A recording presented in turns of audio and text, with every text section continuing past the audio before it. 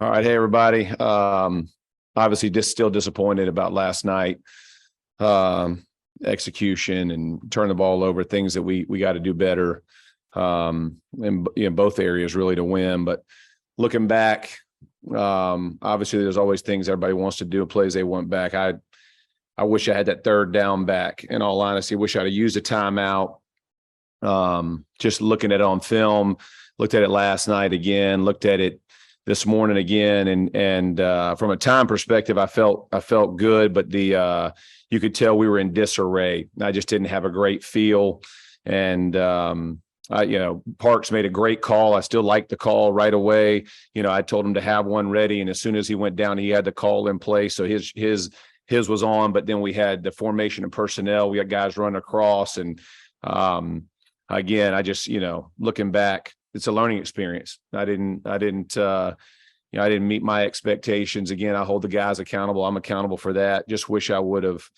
That one's the one that's going to stick with me. So use it as a learning experience. Hopefully get better at it, but frustrated with myself on that. And again, man, when you look back, you hate to say it, but that's execution, and that one's on me. And I preach about accountability and execution, and I'm living by the same words. So got to be accountable to it.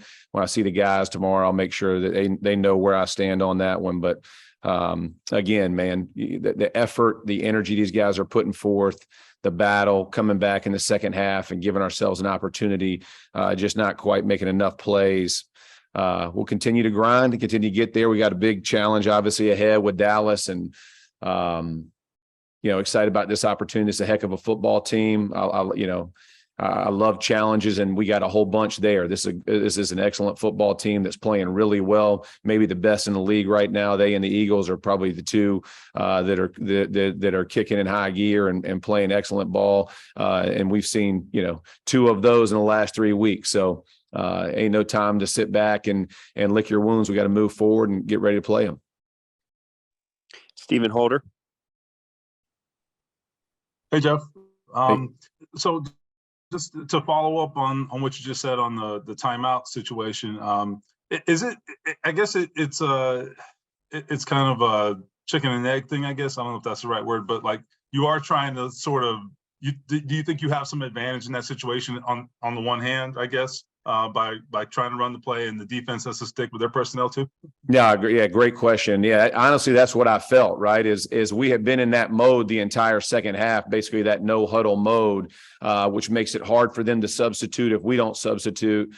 So we had a personnel group in, and when Matt ran it and was just short, I'm looking at it, but then it required the two receivers to switch sides, So again, just from an execution standpoint, you felt like you had the advantage. You want to go bust a run in there. We have the timeouts to get the first down. Now we got timeouts. We're inside, and we have shots, and we can use both run and pass. So all those thoughts were in my mind at the time. I thought, again, that we could get it off quicker than we did. But again, just, that's on me understanding what personnel's in the game, what formations we were in, and the guys getting back to their natural positions of where they're going to line up. So yeah, that's exactly what I thought, Steve. Is I was like, man, let's go get this first down really quick, keep them on their heels without substitution, so we don't get a big group runs in. Right, you got to match and think through it. I thought we had the advantage, but unfortunately, we, I like I said, it should have hit the timeout, given us our best play, best opportunity. Let's go best on best and go make it happen. Chap. Yeah, another follow-up to that. With the personnel group you were concerned about, maybe not have Jelani trying to block Highsmith, or was it that not really part of it, was just more moving parts? Yeah, no, yeah, that's great. No, I felt comfortable with Jelani on the backside. It was the time, right? It's the time, like they're sitting at the line of scrimmage. You know what I mean, Chap, is that the line rushes up there, and Matt's getting up there, and then you're trying to get everybody situated, and he's looking to make sure everybody's positioned so that no one's jumping. And so again, then the ball snapped. Highsmith makes a heck of a play. He's pinching and crashing. Jelani's trying to flatten him out, but again, if you catch them, if you catch them where I was hoping we would catch them, we're gonna move the ball forward. But again, that hesitation and the length of time, everybody on their defense got set. They were in position as we were trying to get aligned. Again, that's probably when I should have just used it to make sure we were situated and everybody was locked in. One other thing you've talked the last week or two about going with the guys you've got, and you've acknowledged there's going to be growing pains with Bernie at left tackle. At what point do you think the growing pains are too much to deal with and you need Dennis Kelly, whomever, that to give the offense the best chance to win right now, it's with a veteran as opposed to a rookie learning? Yeah, no, I actually, Chap, I mean, he battled, and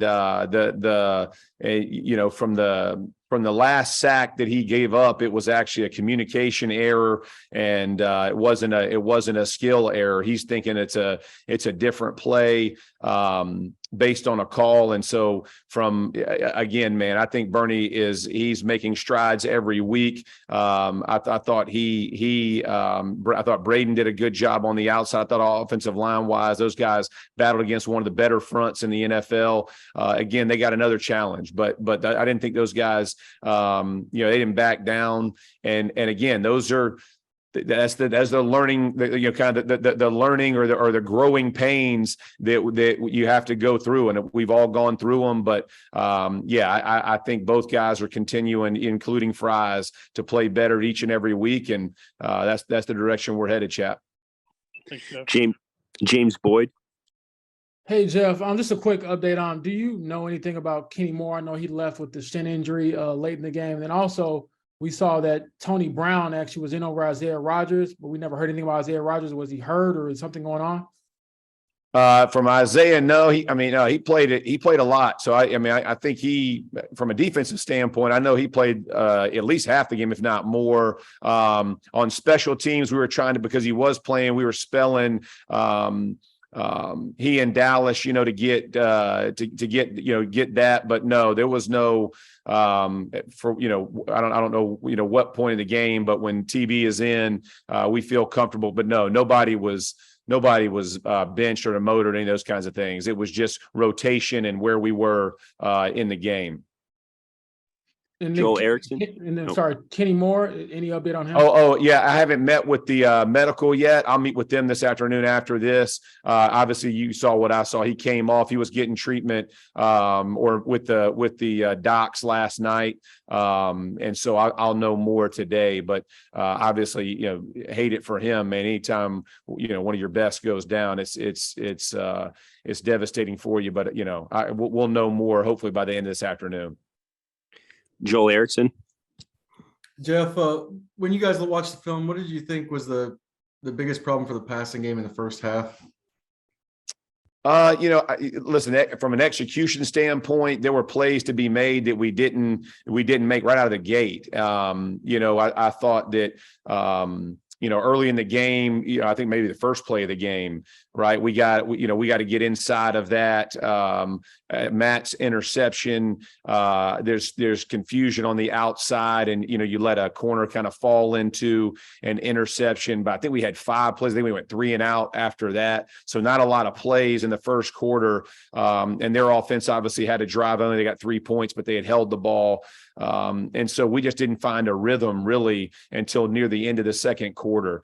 That's really the first time that's happened to us since I've been here. Don't really know what to say about it. I mean, Pittsburgh did a great job. They mixed up their coverages early, which most teams do early in games, give you something else to think about. I thought their plan was solid. That's a heck of a football, defensive football staff and team over there. So the way they kind of put things together early, but once we made our adjustments, I felt like we moved the ball well. In-game adjustments I thought were good, but just we just didn't start. We just didn't start well. And again, it's one thing to not start well and punt it. It's another thing to turn it over, go 3 and out. Like those are the things you can't have from an offensive perspective. At least putting a decent sustained drive and punting or flipping field. We didn't do either and left our defense on the field entirely too long. All right, we'll go 3 more. Nate Atkins. Hey, Jeff, when it comes to kind of what you started out with, just owning kind of a decision to your players. I was just curious if you've seen that from any of the coaches you've played for, or kind of what makes you think that's kind of an effective maybe leadership tool in a new role to kind of be willing to do that, rather than, some coaches will just kind of move on from that sort of thing. Oh, no, listen, man, all my coaches, whether it be Tony, whether it's Jim Caldwell, those guys were always very transparent with the team. And I felt like they were very honest with everybody, whether it was public or not. And I believe in that. I mean, everybody's going to have opinion one way or the other, either way. And I'm not concerned with what goes on outside, but inside, I want to make sure everybody feels that you own whatever your portion is, and everybody has a role. And at that moment, in that role, I just feel like I should have done something different. And so I'm going to always say that. And again, I think that's hopefully that's part of earning the trust of this football team and earning the trust of this organization as a whole. Is, hey, man, we all got, it wasn't anybody perfect, and I'm not either. And whether we win or lose, I'm not going to be, but just understanding that, not being afraid to own the mistakes you feel like you made. I think that's very important for any organization. George Bremer. If with Bubba last year, a couple times there were blocked punts, and after the game they said he sort of called it during the week. He saw something on tape and he knew it was coming. Was that the case this week with the kick coverage? Did he have a feeling during the week that there would be some opportunities for some big returns? Yeah, I think Bubba does a great job. We felt like the last 2 weeks, honestly, George, we've been really close.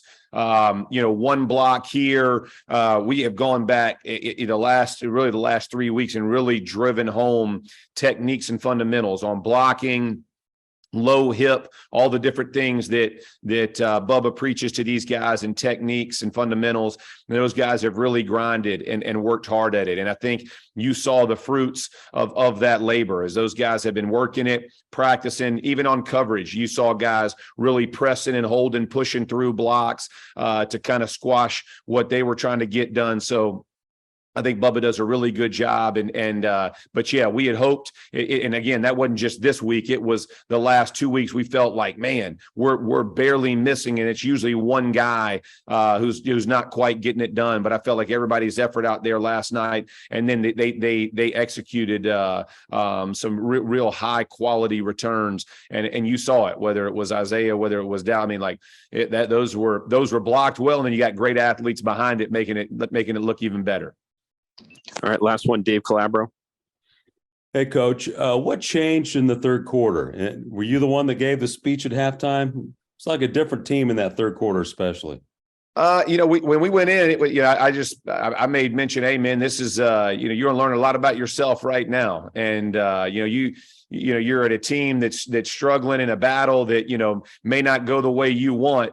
But at the end of the day, we're all out here, and whatever you put on tape is how you're going to be known. And then Z got up and he gave the final breakdown before we went out, and I think he challenged the guys of, hey, it's time. But energy, you just saw our energy stepped up significantly. Obviously, the big return got us kicked off, and then closing it from offensively in the red zone. And then you saw the team kind of come alive. I thought it started to change, honestly, Dave, towards the middle of the second quarter. I felt like you could kind of feel we were finding our footing. We moved the ball down, even with the blocked field goal, which was, you're kicking forever, and it's going to be low, and you're going to drive it. But I felt like we had started to gain our footing a little bit. And then once our offense got going, felt like our defense, just continued to match what they've been doing. So not sure it was all happened over there, but yeah, I would give credit to Z getting those guys as well, man, getting them jacked up and ready to come out and put on a performance.